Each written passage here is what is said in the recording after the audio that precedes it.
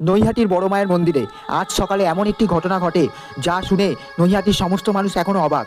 ভোরে এক ভক্ত নাম সুশান্ত বহুদিনের মনস্কামনা পূরণের আশায় মন্দিরে এসেছিলেন। তার ছোট মেয়ে অসুস্থ ছিল বহুদিন ধরে, অনেকদিন চিকিৎসা করিয়েও কোনো উপকার হচ্ছিল না। মন্দিরে ঢোকার আগেই তিনি মন থেকে প্রার্থনা করলেন, মা, যদি সত্যিই তুমি আমার প্রার্থনা শোনো তবে আমার মেয়েকে জীবিত করে দাও।